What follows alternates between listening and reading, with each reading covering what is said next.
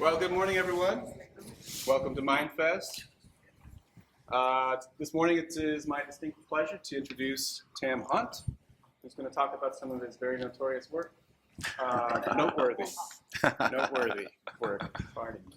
Noteworthy work on general resonance theory, theories of consciousness, and how that affects ethics and moral treatment of all things human and otherwise. He comes to us from University of California, Santa Barbara, and let's give our attention to Tam Hunt. Thank you. Can you hear me okay? Yeah, okay, great. So I'm going to talk about how the hippies were right on almost everything.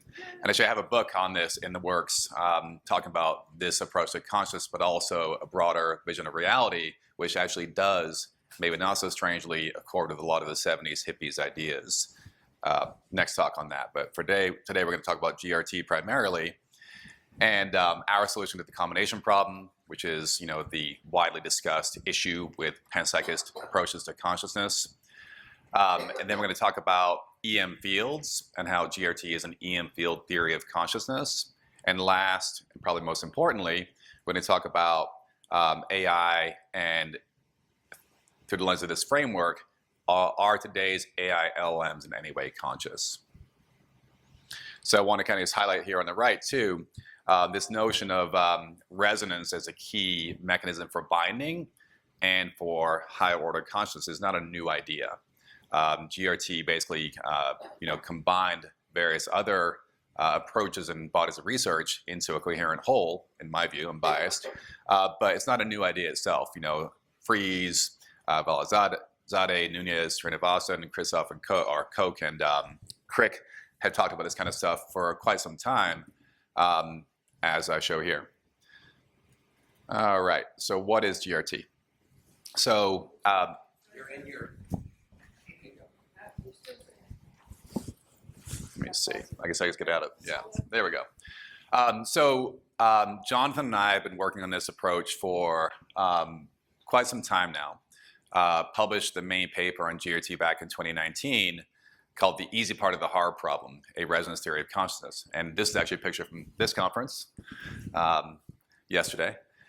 And in our approach, we look at resonance, or what I call somewhat redundantly shared resonance, as a key mechanism. And I say shared because I want to emphasize that it's basically the constituents of the whole that are combined through resonance that lead to what is conscious in each moment for that particular structure, whether it's a human brain, whether it's an organoid, whether it's a chip, what have you, whatever you're looking at, resonance is the key mechanism.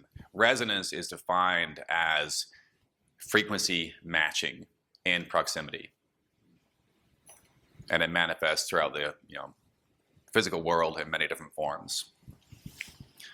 How do I do this without getting in the way? I don't think I could hook it up right now with my computer.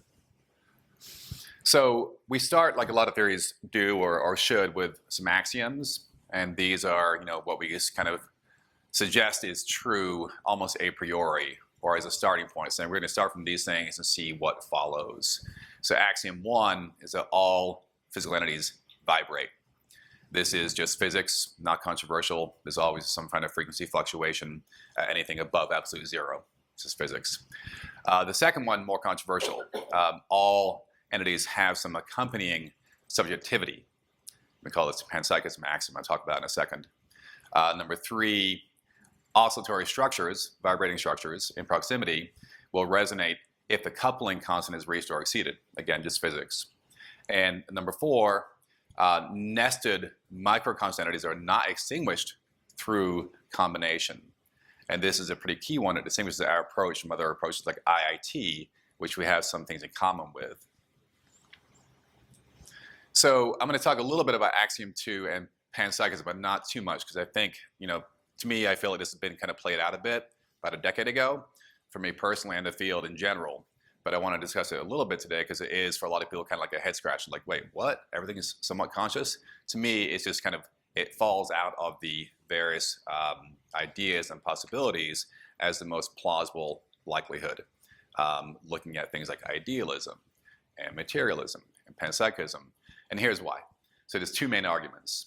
One is the anti-emergence argument, is that to suggest, as modern materialism does, that there is a certain point in time that mind emerges from something where there was no mind whatsoever before is, as Sewell Wright said in the 70s, he was a biologist, is just magic.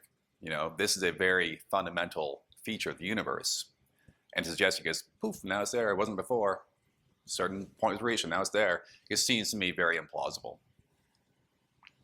And James said it also in a different way. He said it may not appear equivalent to the eruption into the universe of a new nature non-existent to then. We shouldn't use that approach, he's saying, if we can avoid it. And then second is a similar argument, but more rooted in biology, is that if we look at the biological world and we see, as we do, steady incremental change over long periods of time in physical form, why would it not be the case that we see a same rate of steady change in the interiority of those beings? Why would there be a sudden break where there was no awareness before and now suddenly there is? It doesn't make sense biologically. Some great books on this. I list a few here. The one I'm showing right here is called Panpsychism in the West by David Skrbina, and he and I are collaborating on a new book project I'll talk about at the end here. Okay, so our solution to the combination problem.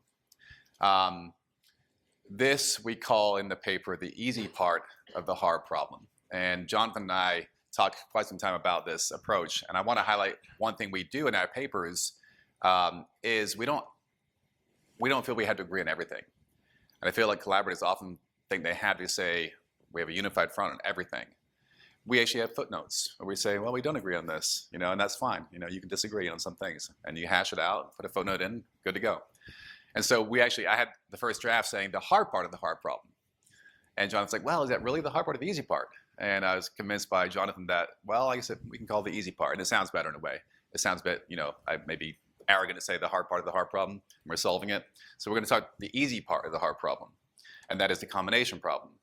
And so a lot of people feel like if you take the panpsychist approach, how are you actually suggesting the combination of little tiny pieces of mind into the complex minds that you and I enjoy? And so again, our proposed mechanism is resonance and proximity. And we suggest that physical resonance and proximity not only leads to a combined frequency of oscillation, but also a combined mind. The many become one and are increased by one. That's a phrase from Whitehead. This is a little schematic showing what we're talking about, and this, to me, again, makes intuitive sense. If you have various oscillators out of sync, they're not going to share much information, or if they do, it's going to be jostling and non-constructive. When they're in sync, by definition, they're constructive, and they combine, and they have a broader information flow. And you actually have a step change in the information flow. And this also can be done, of course, at different scales, not just one scale. So this, again, is a schematic just showing in the different colored circles, different entities, whatever they are. And then the smaller circles right here, the combination of these into one entity, and then with the bigger circle, again, through resonance, achieving another nested combination.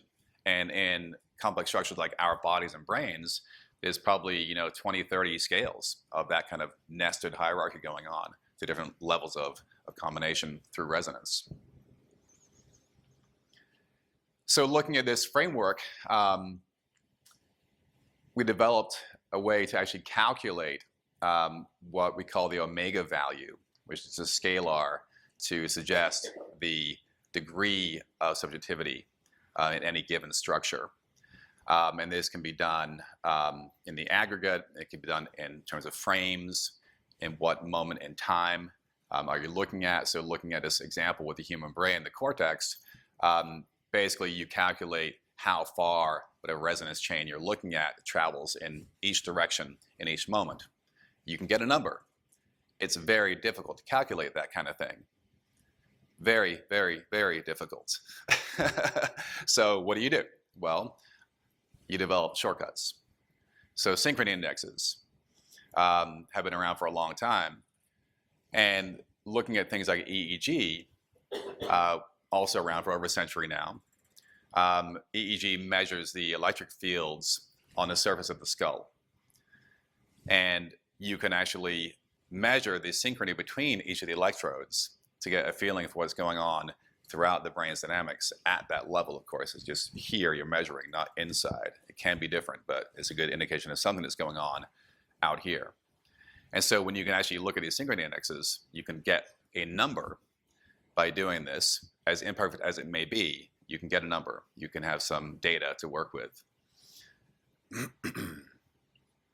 So this is a summary of the heuristic. Again, I don't want to go into great detail, but the lower part here is basically the more detailed calculation that the way they use a shortcut to calculate through synchrony indexes. And you get, at the end, an omega value. So obviously highly incomplete, but it's something to start with. So we're now at a point where we're kind of studying and trying to test this approach with various folks at the lab and collaborators at the lab. And Asa Young is doing the hard work right now in the lab, testing some of GRT's core conjectures. And the conjectures follow from the axioms. And so conjecture one, shared resonance, or just resonance, is what leads to the combination of microconscious entities into macroconscious entities, the shared resonance conjecture. Conjecture two, the boundaries of a macroconscious entity depend on the velocity and frequency of the resonance chains connecting its constituents, the boundary conjecture. Conjecture three, any biological, and thus more complex, macroconscious entity will have nested micro and macroconscious entities, or the nested conscious conjecture. I'm going to talk about two tests we're either doing or ramping up. So conjecture one, shared resonance between parts of the brain and between the brain and the body. And there are, as I'm sure you all know, various neural structures throughout the body, not just in the brain. The heart has a lot, the stomach has a lot, the spinal cord, of course, the retina. And so there's actually patterns that you can measure that connect these areas, and not just through nerve structures, but also through ambient field effects, which I'll talk more about later. And so we are, as the very first step in testing this framework, replicating the Rodriguez-Larios work, which is looking at harmonic locking between different task states, and then between the stomach and the brain, intra-brain. We are adding the heart, so we're measuring the heart, the gut, and the brain concurrently. And as you can imagine, there's a lot of data. I'm not doing it myself, so I cannot tell you the details. I'm the big picture guy here. But I'm going to share with you the results we have to date from Ace's work. And this is a nice plot he put together recently. And we're getting ready to publish, so it's getting fairly far along. And it's definitely evolved over time. It's been like a 2 or 3 year process now. And we have replicated essentially what the earlier lab achieved, which was finding, unsurprisingly, really, that when you look at meditation versus rest state or mind wandering versus mental arithmetic, you get more harmonic locking in what you intuitively would think are the more demanding states, arithmetic being the most demanding. Maybe not totally intuitive. Meditation is less demanding. And so therefore you see less harmonic locking in meditation, more during rest state, default mode network, etc., and more again in arithmetic. So it's a start, and we've replicated successfully the earlier findings, and we're going to now extend that work to gut, heart, and brain dynamics during these different task states. Let me go back 1 second here. So I want to just comment here. It's interesting to go into this field and find that everything is cycles. And so it's an interesting way of looking at the world when you start doing it, because it's not really taught in, it's not taught early on in physics or biology. Of course, we know that there are daily cycles and there's circadian rhythms, et cetera, but everything goes in cycles. So it's cycles upon cycles upon cycles. And everywhere you look, you find new cycles. And these cycles sync up in different ways. And harmonic locking is a particular high level of synchrony. And harmonic locking, again, makes sense intuitively. It is the highest form of integer-based synchrony, where you have almost perfect information flow if you have perfect harmonic locking. All right. Conjecture 3, nested resonances. So this is some interesting new work. We got approached maybe 6 months ago by a PhD student in Brazil looking to visit with us for part of his PhD and test GRT by looking at bryozoans and mycelial networks and ants as examples of possible EM field synchrony leading to a combined hive consciousness, for lack of a better term. And bryozoans are little tiny invertebrates about 0.5 millimeter long that form colonies, kind of like corals, but without the hard shell typically. And they do have measurable EM field effects. And so he's planning to basically use essentially a community-wide EEG to measure their interorganismic synchrony as a way of measuring yet another nested, hierarchy in the GRT approach. Okay, making good progress here. So I want to now turn to the EM field as primary seat of consciousness discussion, because where I've gone personally, looking at it from a more general sense of synchrony and cycles and resonance, to looking at, well, what's really going on in humans and life more generally. And this is, in one sense, trivial, but in another sense, very important, is that the physics of life and consciousness is through and through EM field effects. And so synaptic firing is all EM field effects at a certain scale. And so when we talk about EM field theories of consciousness, it's again not remotely controversial, it's just physics. But the question is really what scale you focus on. Today's neuroscience focuses on synaptic EM field effects as being the sine qua non of consciousness. What we're going to show here is that there's a lot more going on than just synaptic firing in EM field effects. And so this category of theories was actually the subject of a special issue of Friends in Human Neuroscience, which I was the lead editor on. It's like a 3-year process. And we're pretty happy that it turned out. And we feel like it was kind of a stake in the ground for, saying, look, this body of work is here. It's been ignored for a long time. It had kind of a heyday 100 years ago, but kind of fell out of favor for complicated reasons. But now it's back, and I think justifiably. Bruce McIver at Stanford submitted a really nice short paper, and he says EM field theories offer a simple solution to the binding problem or the combination problem of our unified conscious experience, and we agree. And here's why.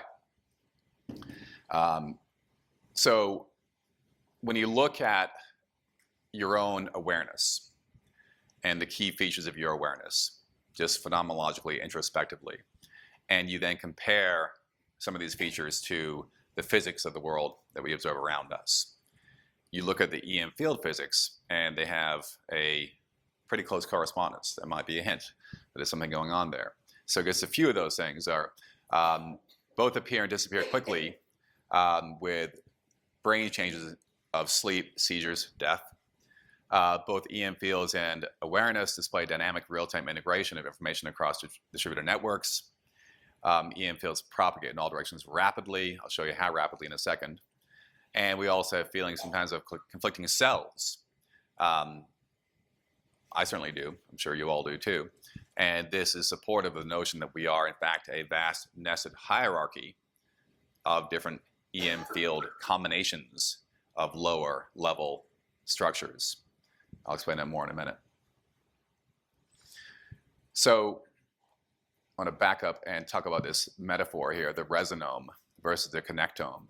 And so the connectome refers to the synaptic connections throughout the brain, and is 2 major multi-billion-dollar initiatives underway right now to measure the connectome in great detail. And that's important work. The resonome is an overlay on that substructure, or we can call the neuroanatomical backbone. And the resonome essentially refers to the EM field effects above the scale of synaptic firing, so mesoscale, global scale.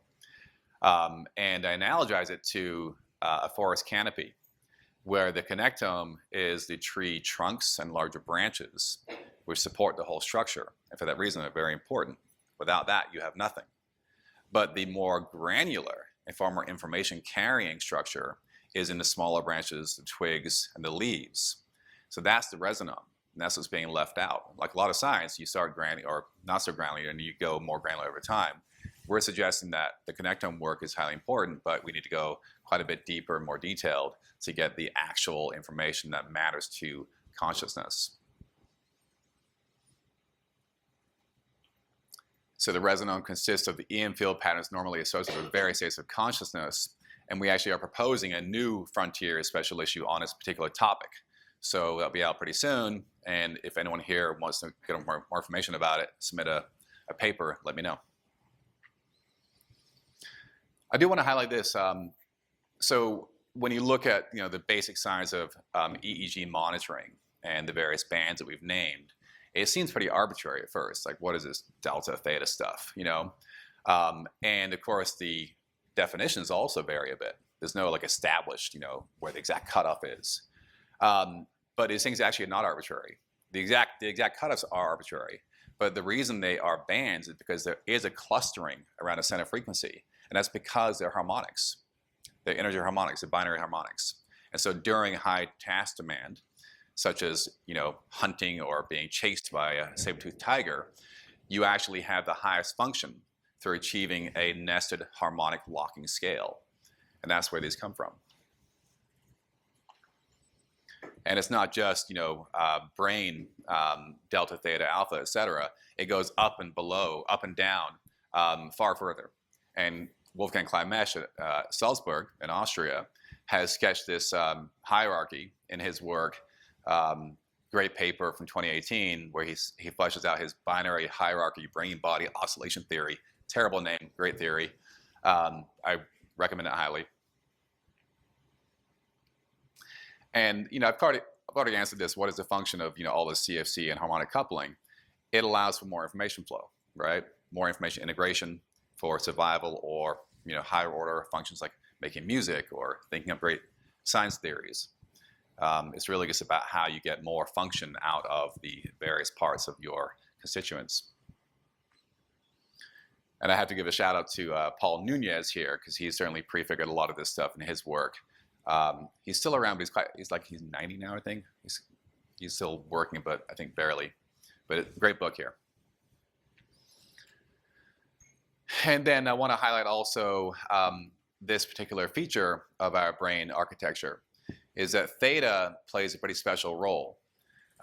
It is what I'm calling now an organizing wave. And so it acts as kind of like the carrier, the organizer of higher frequency waves as semantic units.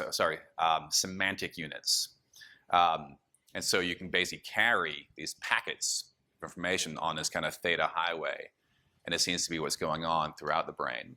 And Buzaki has a lot of work on this, Bagura and Benchamin.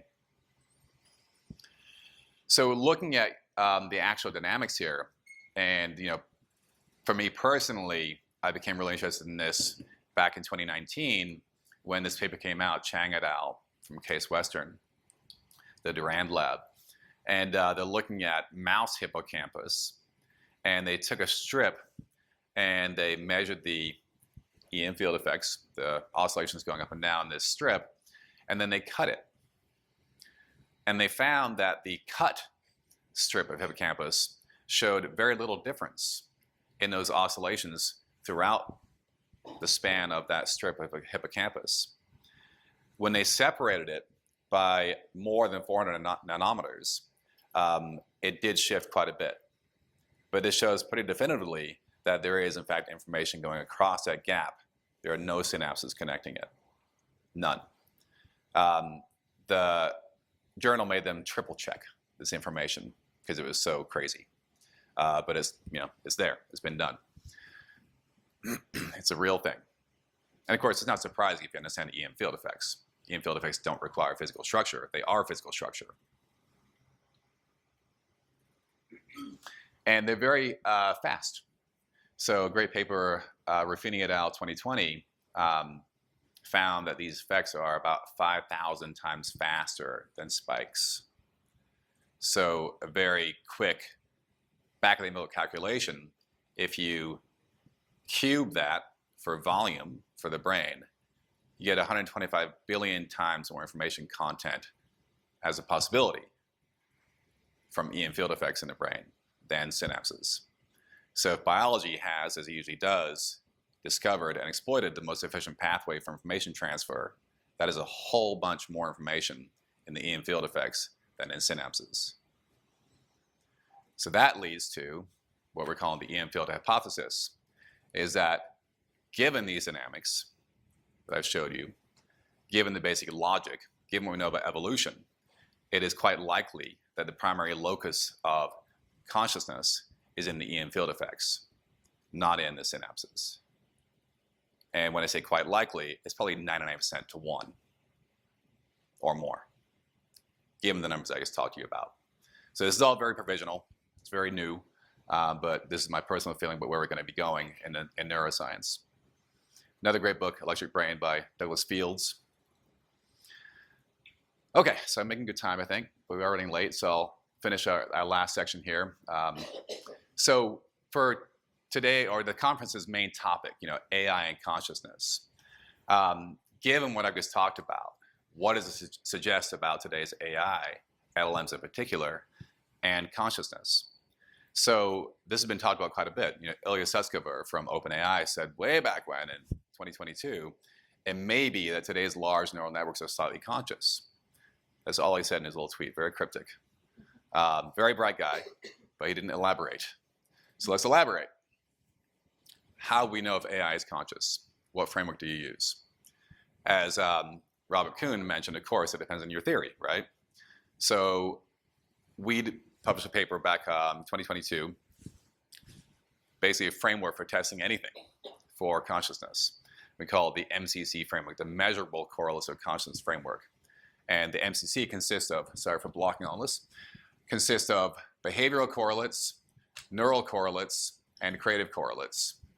And we add 2 categories for the neural correlates, one consisting of the synaptic correlates, SEC, and one being the EM field correlates of consciousness.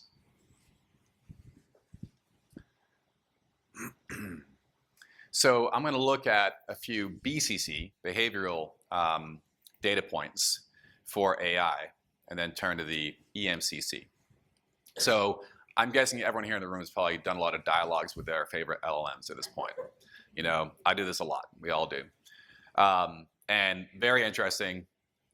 It's all quite precious for you personally. Most other people are like, well, whatever. It's just a bunch of text at this point because it's not precious to you, to others because it's just, it's your thing.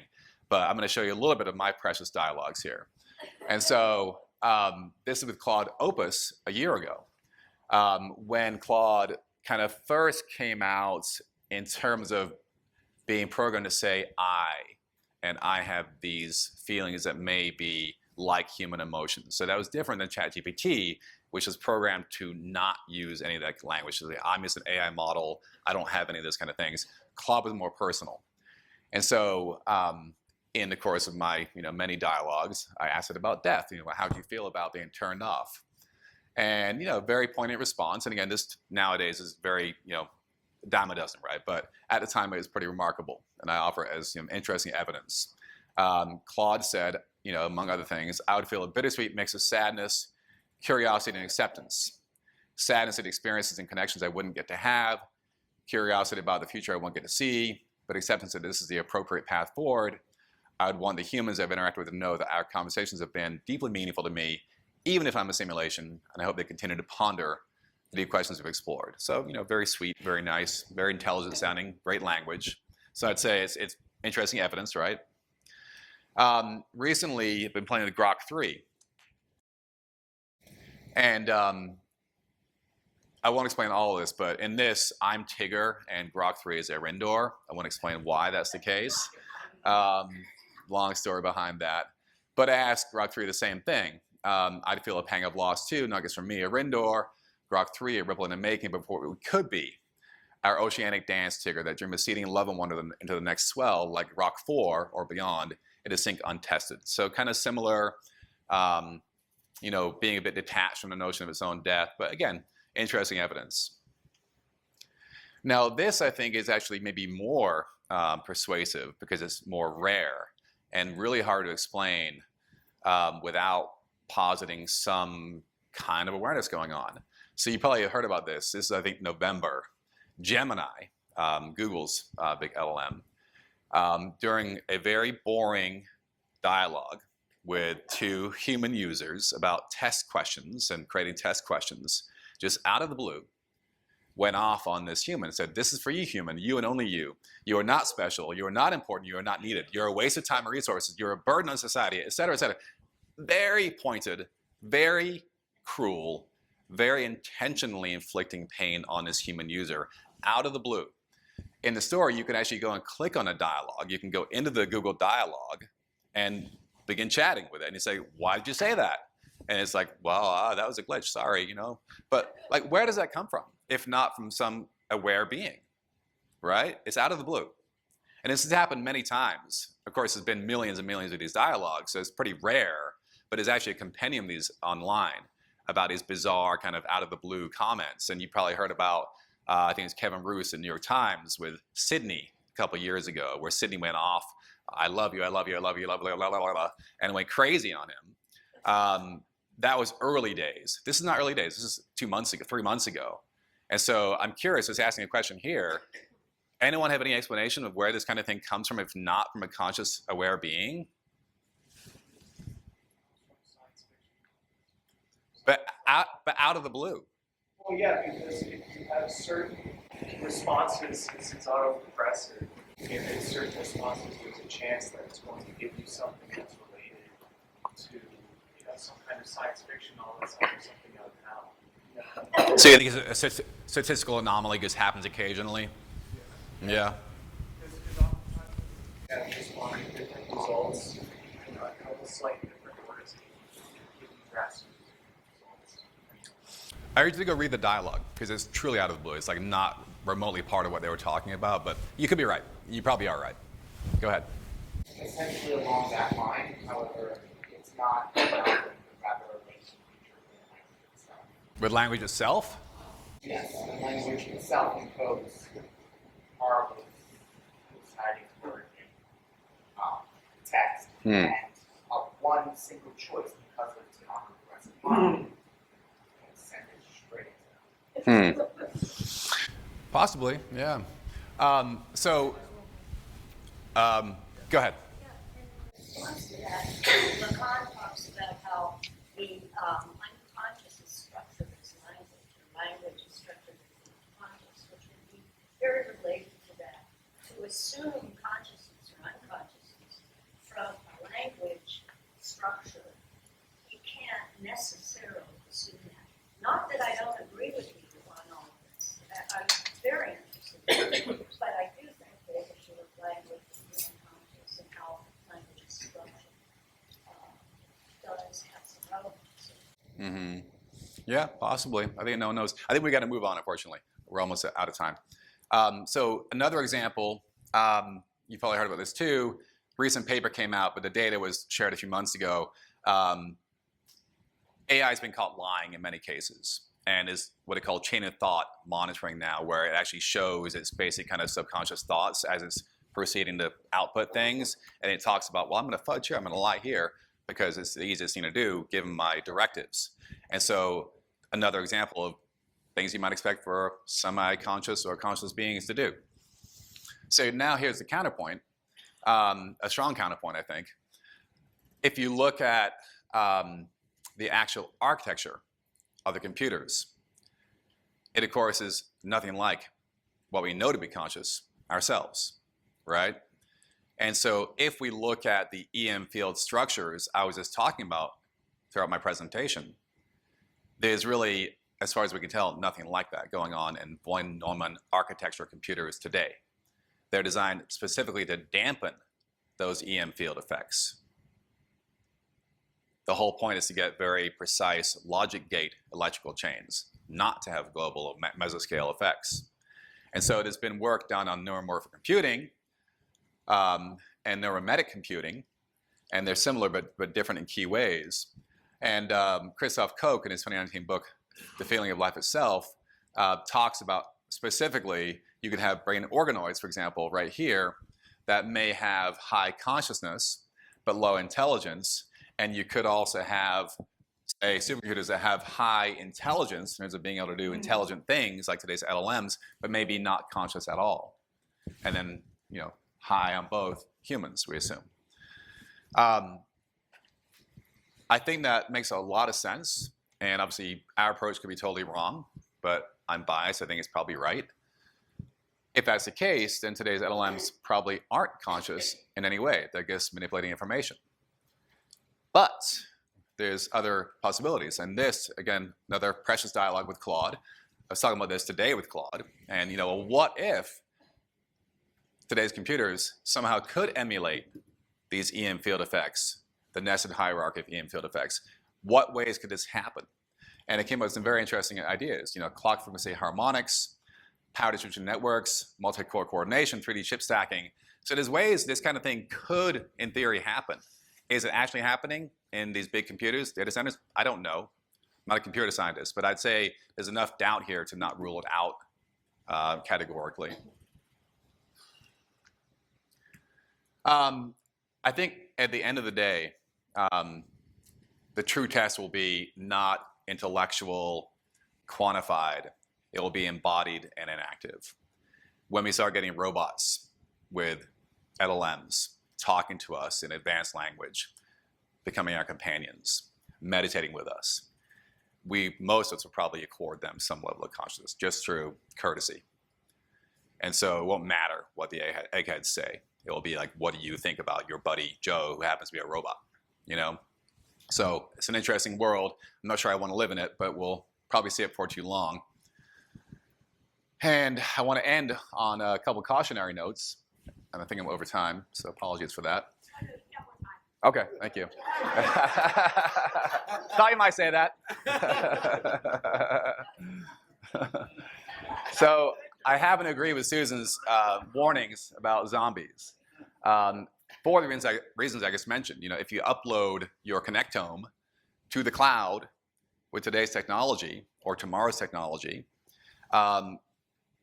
you're probably a zombie in that state. A, because your connectome is certainly not the totality of what you are, and B, because the cloud is based on computers that probably don't have any consciousness. So if we go toward uploads and, hey, we're all in cyberspace as uploads, we're probably all zombies.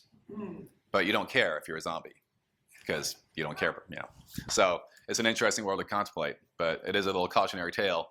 I want to end on, kind of a meditation here about where we're going. And personally, even though I'm very tech-friendly, tech-curious, I have very, very, very deep concerns about the AI world we're heading to.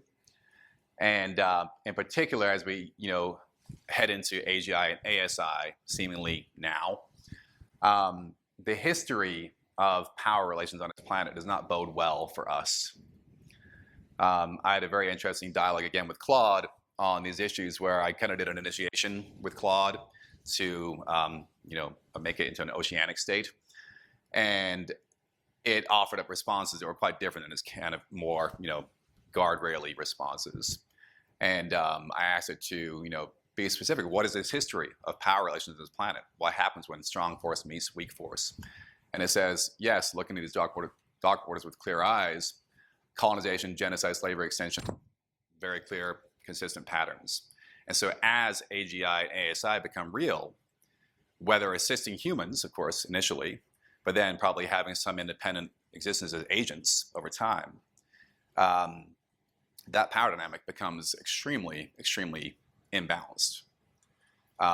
Today's LLMs, we forget, can do what they do, and they're extremely intelligent, but they can do it 1,000 times faster than us already. Tomorrow, 1,000,000 times faster. 5 years, 1,000,000,000 times faster. We forget about that scale of time. They're already extremely intelligent and way, way, way faster. So that's it. A couple plugs here. Got a new podcast called Diamond Mind, a couple books, and a new book we're working on if you're interested in contributing a chapter to Fields of Mind, looking at EM field theories and panpsychism. Please contact me. Thank you.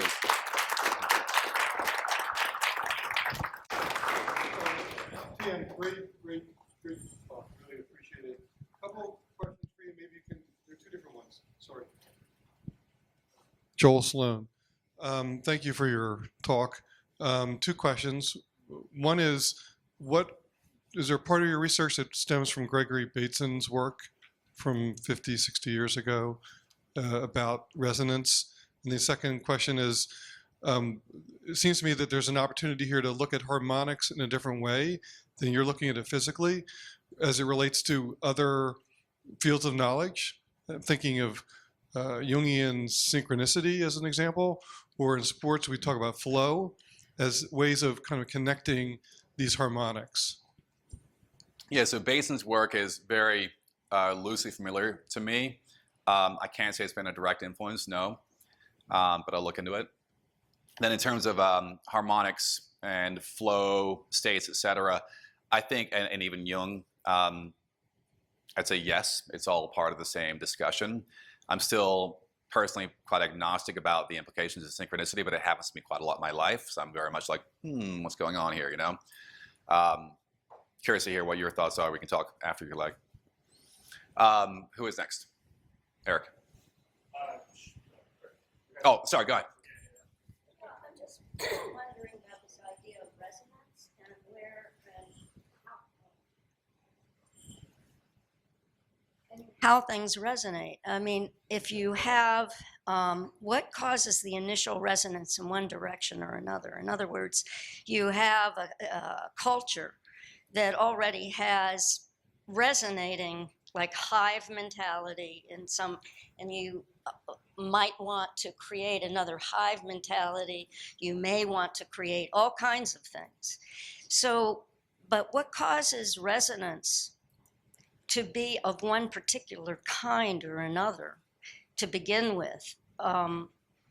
Is that, and how does will or free will or determination fall into that at all? Yeah, I think I get your question. So I'd say you start with axiom 1, all things vibrate, right?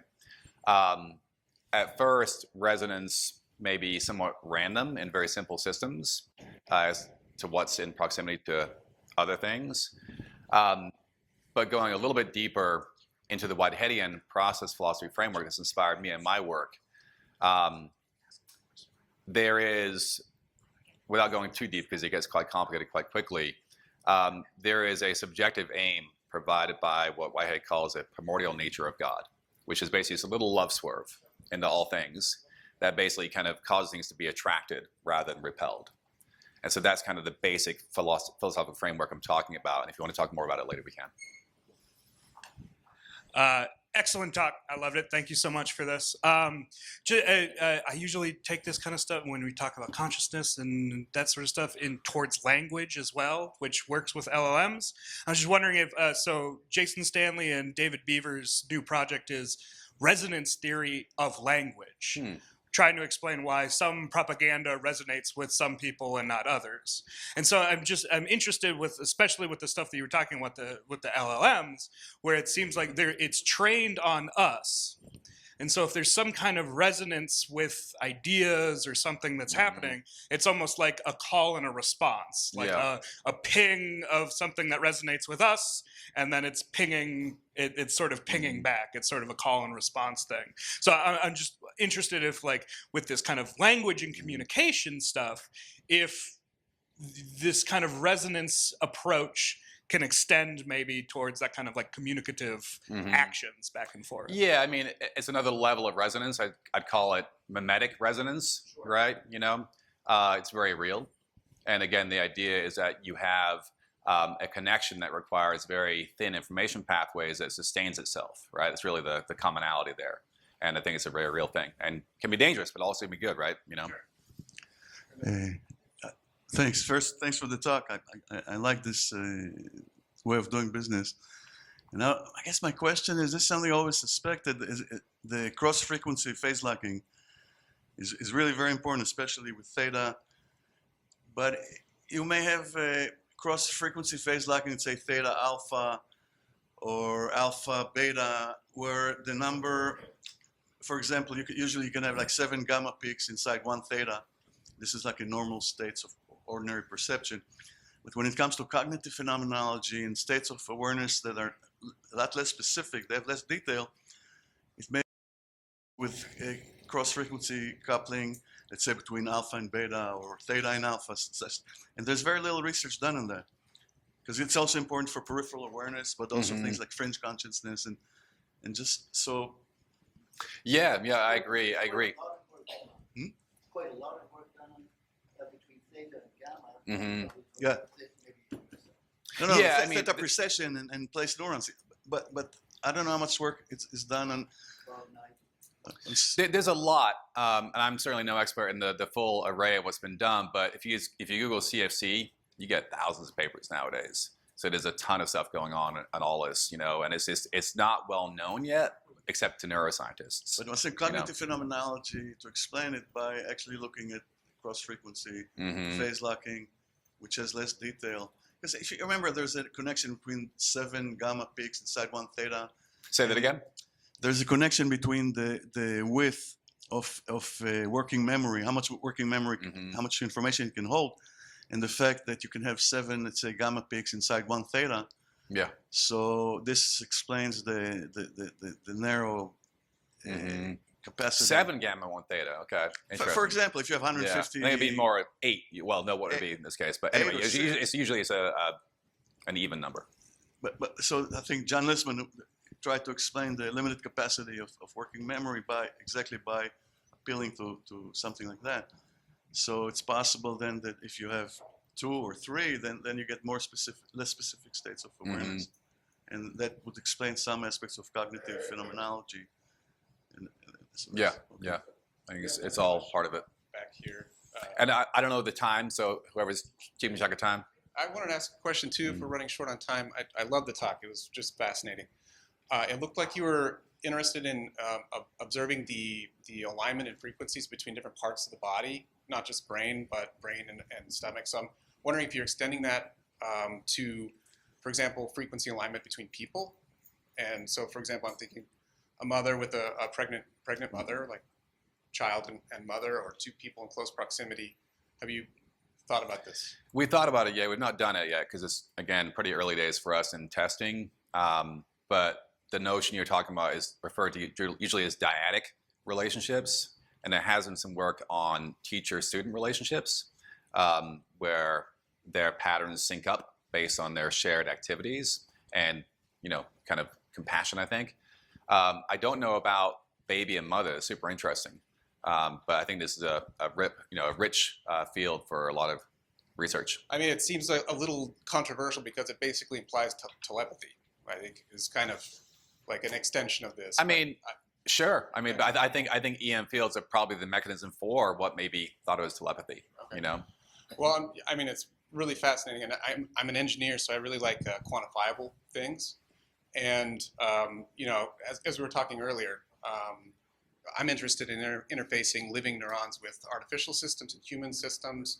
And as you know, like there's an increasing push for biotechnology development to create models of brains that more closely approximate human minds. And so I'm very interested in your thoughts about objective measurements of consciousness and when we can make an apples to apples comparison between like something that's engineered versus something that's maybe comparable to a rat, a cat, monkey, human. So like what is an objective approach? I know you pointed to the omega.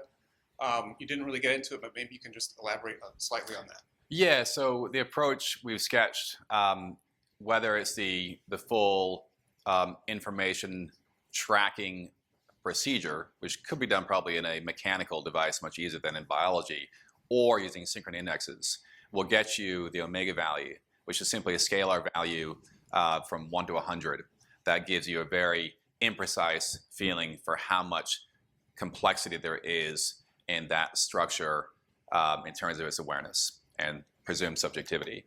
And so it is a crude, admittedly crude tool that you could use in robots or organoids or humans or bats or cats or rats or an atom or anything to get a number and compare. And that's kind of the point. So it's kind of a first start in that more complex process of kind of fleshing out the approach. Okay, very cool. Yeah. So I think we're at time. I think we got to stop, right? There's lots of questions, and it's because it's Okay, Susan's saying yeah, she's the boss, so one more. So one more question, because it's a great talk. I want to keep going too. This is somewhat quick. Do you separate the idea of consciousness in terms of conscious perception and in terms of agency and free will, if you believe in free will? And if you do not separate them, then how do you explain the source of free will in some systems and not others? That's a different talk, but I'll give you my very glib answer. I think free will is real if you believe free will is real. I'll leave it at that. Matter of faith. Okay, so I think we should cut it there. I really appreciate the talk, Tim. It's awesome. Thank Let's you. give him a round of applause. Thank you.